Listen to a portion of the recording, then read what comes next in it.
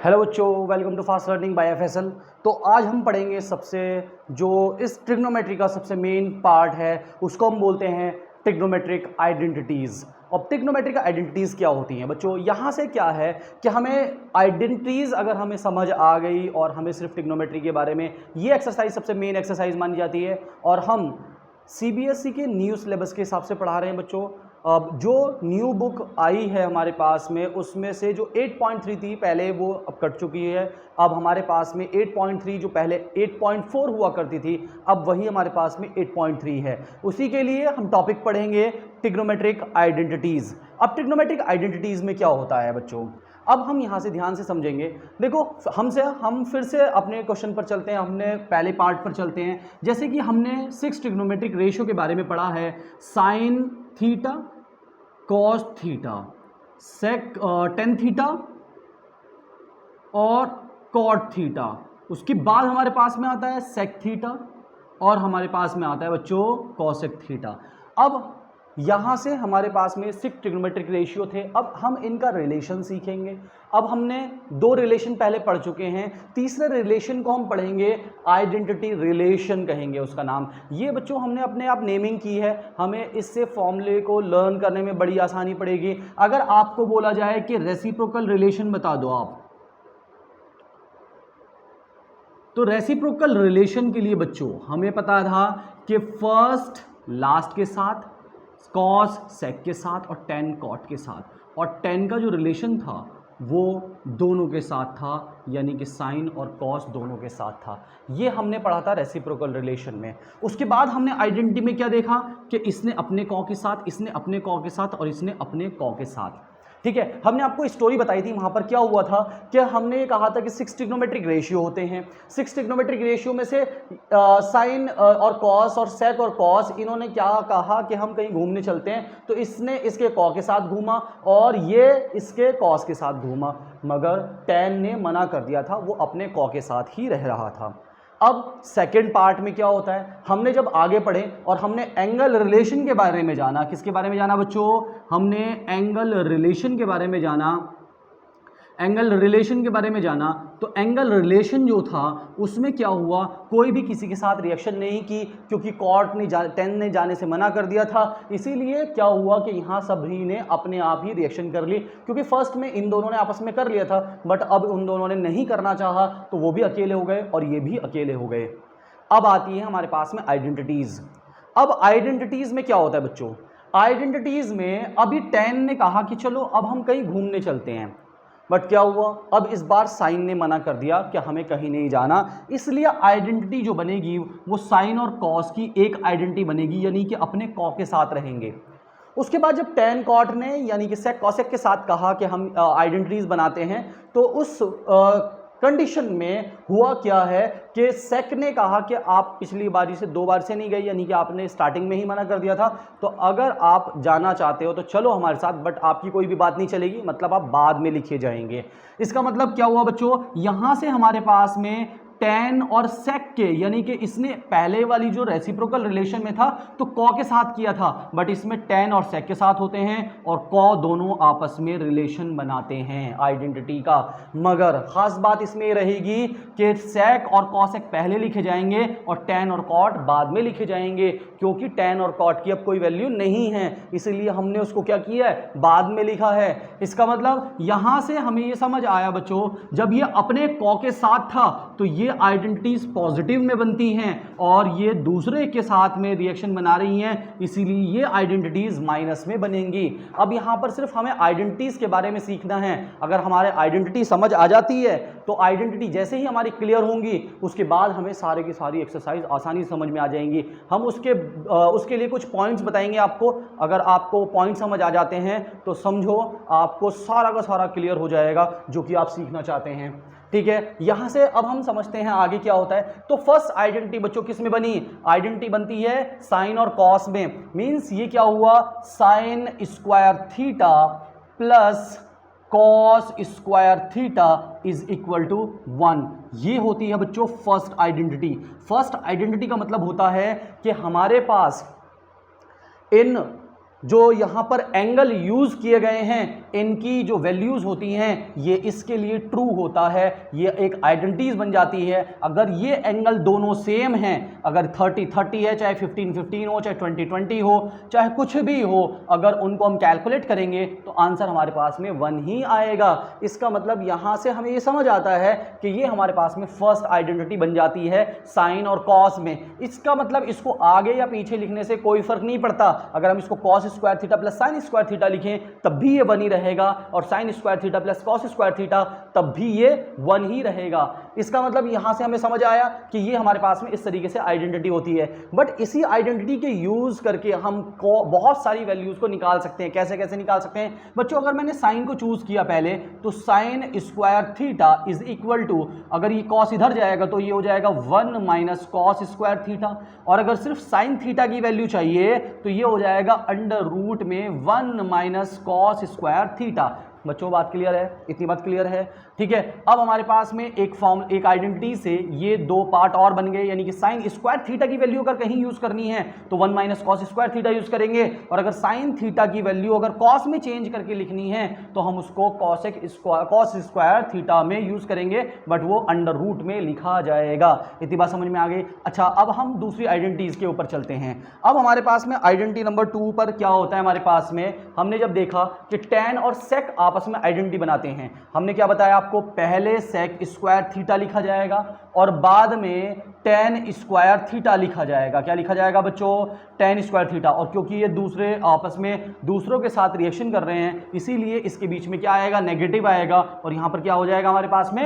1 हो जाएगा। बच्चों क्या होता है कि बुक के अंदर इसको ऐसे शो नहीं किया जाता, बल्कि यहां से अगर हम sec स्क्वायर थीटा की वैल्यू निकालेंगे तो यहां से हमारे पास में 1 प्लस tan स्क्वायर थीटा लिखा जाएगा।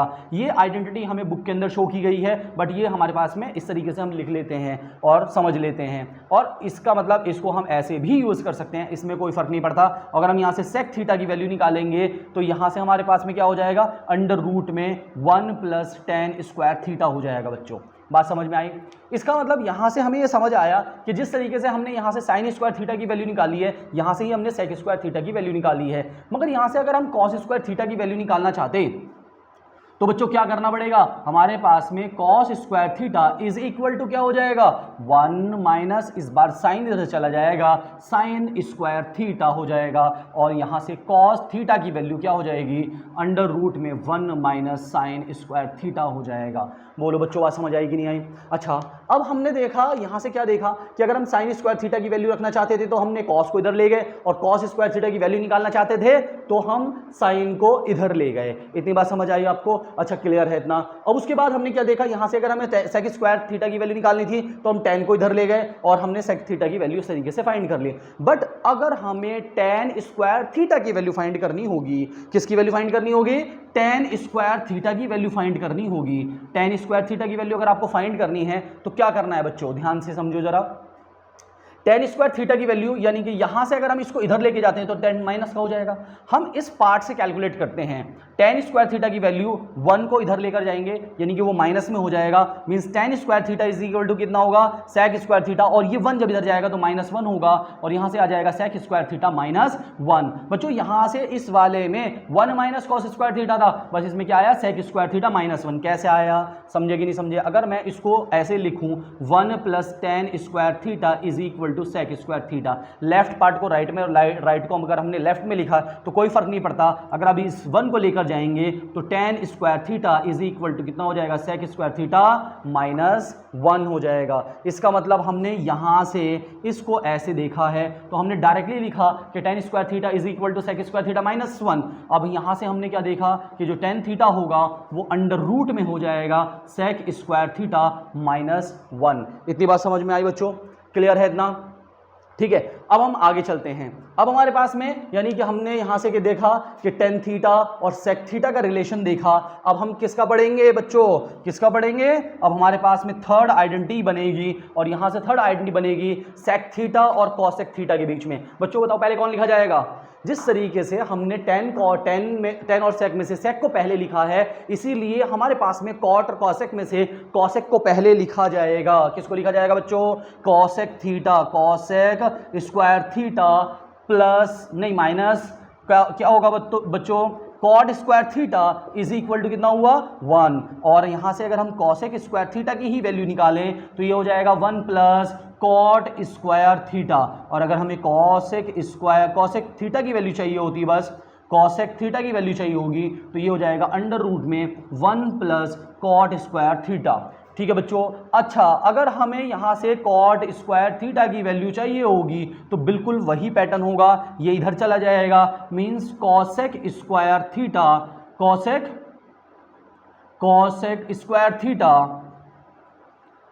स्क्वायर थीटा माइनस क्या हो जाएगा बच्चों 1 हो जाएगा, और अगर हम यहाँ से कॉट थीटा की वैल्यू निकालेंगे तो ये आएगा हमारे पास में cosec square theta minus 1 under root में। इसका मतलब देखो क्या हुआ बच्चों, हमारे पास आइडेंटिटी तो वैसे 3 ही हैं, बाकी तो हमने वैल्यू फाइंड की है। अगर हमें पता है तो हमें कैसे पता होता है कि sine square theta plus cos square theta is equal to 1। यहां से टेन और सेक के लिए तो सेक पहले लिखा जाएगा, sec square theta minus tan square theta is equal to 1, और cosec square theta minus cot square theta is equal to 1। और यहां से हमने सिर्फ वैल्यूज को फाइंड किया है। ध्यान ये रखना है क्योंकि इसमें प्लस होता है और इन दोनों में माइनस होता है, तो यहां से तो साइन स्क्वायर निकालेंगे तो 1 माइनस कॉस स्क्वायर हो जाएगा, और कॉस स्क्वायर निकालेंगे तो 1 माइनस टेन साइन स्क्वायर हो जाएगा। मगर sec square minus tan square में अगर हम सेक स्क्वायर निकालते हैं तो 1 प्लस टेन स्क्वायर होता है, क्योंकि ये प्लस हो जाता है इधर जाके, और अगर हम यहां से देखते हैं तो यही 1 इधर जाके माइनस हो जाता है, और tan square theta sec square theta minus 1, और सेम पैटर्न पर यही चलते हैं। अब ये आइडेंटिटीज का यूज करना है हमें और क्वेश्चनों को सॉल्व करना है, मगर उसके पहले हमें सारे के सारे फॉर्मूले बिल्कुल क्लियर याद होने चाहिए। जैसे कि अब हमारे पास में क्या हुआ कि जो साइन थीटा है वो 1 अपॉन कॉसेक थीटा होता है, और cosec theta 1 upon sine theta होता है, और कॉस थीटा जो होता है वो सेक थीटा होता है 1 अपॉन में, और सेक थीटा जो होता है 1 अपॉन कॉस थीटा होता है, और टेन थीटा जो होता है 1 अपॉन कॉट थीटा होता है, और कॉट थीटा जो होता है वो 1 अपॉन टेन थीटा। और टेन थीटा का एक फॉर्मूला और होता है जिसको हम बोलते हैं साइन थीटा अपॉन में कॉस थीटा, और कॉट थीटा के लिए कॉस थीटा अपॉन में साइन थीटा। ये सारे के सारे फॉर्मूले रेसिप्रोकल रिलेशन से चलते हैं। बट अगर हम आगे देखते हैं तो हमें यहां पर आइडेंटिटी वाले फॉर्मूले यूज करने होते हैं। एक खास बात, अब हम आपको एक पैटर्न बनाएंगे और फिर पैटर्न समझेंगे कि पैटर्न किस तरीके से चल रहा है। ध्यान से देखना बच्चों, साइन थीटा, उसके बाद कॉस थीटा, उसके बाद टेन थीटा, उसके बाद कॉट थीटा, उसके बाद सेक थीटा, उसके बाद कॉसेक थीटा। अच्छा, अगर आपने रेसिप्रोकल रिलेशन लगाया है तो वो कॉसेक में चेंज हो जाएगा। क्या लगाया आपने? रेसिप्रोकल रिलेशन लगाया है तो साइन कॉसेक में चेंज हो जाएगा।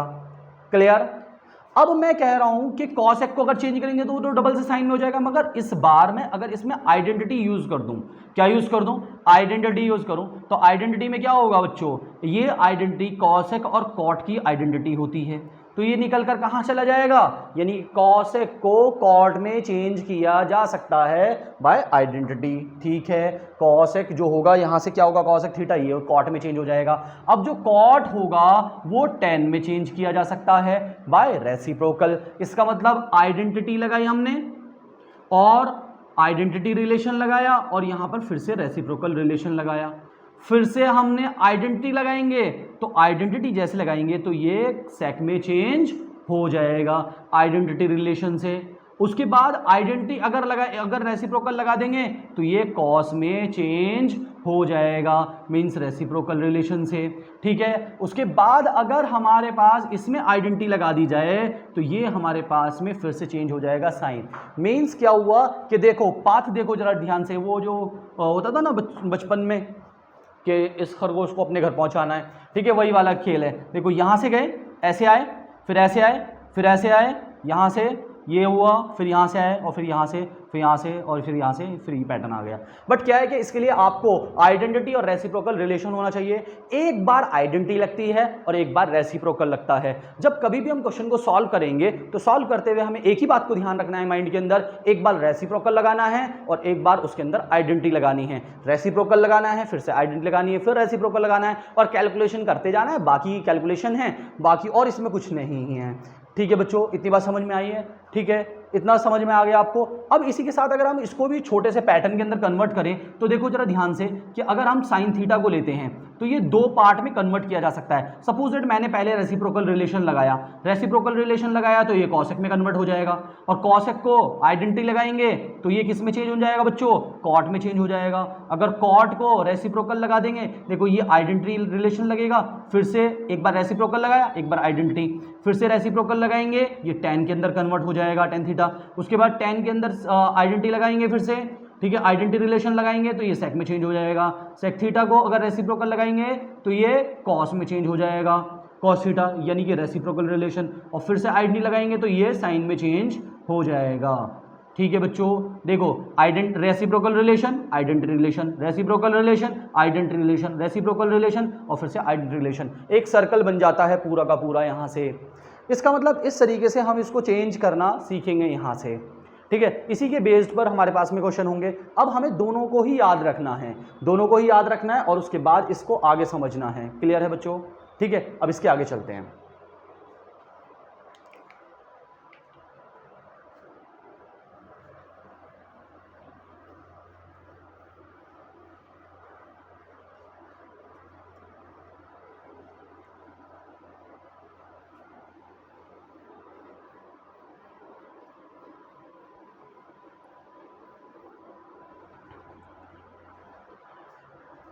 तो बच्चों होता क्या है कि यहाँ से जब हम ऐसे, इतना हमें पता है कि ये हमारे पास में इस तरीके से आइडेंटिटीज़ भी होती हैं और रेसिप्रोकल रिलेशन भी होता है। अब यहाँ पर जो एक सबसे मेन क्वेश्चन है, क्वेश्चन नंबर 4 रहेगा इस वक्त, यानी कि पहले हमारे पास में वो क्वेश्चन नंबर 5 था, अब वो क्वेश्चन नंबर 4 है। उसके 10 पार्ट्स हैं, सभी बच्चे उसको बहुत ज़्यादा मुश्किल मानते हैं। उसके लिए हम एक आपको ट्रिक बताते हैं यहाँ पर। एक उसकी ट्रिक क्या है, उसकी ट्रिक समझते हैं ज़रा ध्यान से। उन क्वेश्चनों को कैसे सॉल्व किया जाता है। असल में देखो क्या होता है कि हमारे पास में एक थिंकिंग पावर इंप्रूव करनी होगी हमें, कि किसी भी क्वेश्चन को जब सॉल्व करना है तो उसको सॉल्व करते हुए हमारे माइंड के अंदर क्या रहना चाहिए और हमें कैसे कैसे उसकी कैलकुलेशन करनी है, किस किस क्या क्या बातें हमें सोचनी हैं और क्या क्या हमारे माइंड में रहना चाहिए। अगर हम उसके बारे में ऐसी ऐसी चीज़ों को रखते रहेंगे तो हमें बिल्कुल क्लियर आसानी से क्वेश्चन होते रहेंगे। मगर क्वेश्चन को करने के लिए उसको पहले हमें सारे के सारे फॉर्मूले, रेसिप्रोकल रिलेशन, एंगल रिलेशन तो खैर यूज़ नहीं है ज़्यादा, और उसके बाद अगर हम बात करते हैं तो आइडेंटिटी रिलेशन और रेसिप्रोकल रिलेशन दोनों एक दूसरे से लिंक्ड हैं, दोनों को ही यूज़ करना है। अगर आपको यूज करना आ गया तो समझो क्लियर है। मगर उसके लिए हम ट्रिक बता देते हैं कि होना क्या है। यानी यहां से ये हमारे पास में मेन पार्ट रहेगा बच्चों, या हमारे पास में देखो क्या होगा कि sine theta is equal to 1 में कॉसेक थीटा होता है, और cosec theta is equal to 1 sine theta होता है। उसके बाद मैं रेसिप्रोकल वाले सारे फॉर्मूले लिख रहा हूं, एक मिनट, ठीक है। उसके बाद यहां से tan theta is equal to 1 में कॉट थीटा होता है, और cot theta is equal to 1 में tan थीटा होता है, और यहाँ से sec theta is equal to 1 में कॉस थीटा होता है, और cos theta is equal to 1 में सेक थीटा होता है। और उसके बाद हमारे पास में tan theta is equal to sine theta upon में कॉस थीटा होता है, और cot theta is equal to sine theta cos theta upon में साइन थीटा होता है, कॉस थीटा अपॉन में साइन थीटा होता है। क्लियर है इतना बच्चों? अच्छा, यहाँ से ट्रिक समझना है आपको। क्या है, आपको अगर क्वेश्चन को सॉल्व करना है तो एक ही बात आपको माइंड के अंदर रखनी पड़ेगी, और वो ये है कि आपको सिर्फ और सिर्फ साइन और कॉस अगर है तो क्वेश्चन को सॉल्व करना है। अगर साइन और कॉस के अलावा कुछ और है तो उसको साइन और कॉस में ही चेंज करना है, और कोई सी वैल्यू हमें नहीं चाहिए। अभी अपने क्वेश्चन को पहले लिखना स्टार्ट करेंगे और फिर उसके बाद हम ये देखेंगे कि अगर साइन कॉस है तो ठीक है, अगर कोई अदर ट्रिग्नोमेट्रिक रेशियो वहां पर नजर आ रहा है तो उसको भी साइन और कॉस में चेंज करेंगे, और अगर हमने साइन कॉस में चेंज किया है तो हमारा क्वेश्चन सॉल्व हो जाएगा। मीन्स क्या है कि अगर हमारे पास में कहीं साइन लिखा हुआ है, साइन थीटा लिखा हुआ है, तो हमें ये चेंज नहीं करना। क्लियर है बच्चों? अगर कॉसेक थीटा है तो उसकी जगह 1/sin थीटा बना देना है, यानी कि sin थीटा अपनी जगह बिल्कुल सही है, उसको कुछ नहीं करना, बट अगर कॉसेक आ जाए तो 1/sin में कन्वर्ट कर देना है। अगर tan आ जाए और वो cot में चेंज, कोई फायदा नहीं है इसको करने का। उसके बाद अगर cot आ जाए tan में, उसको भी नहीं करना।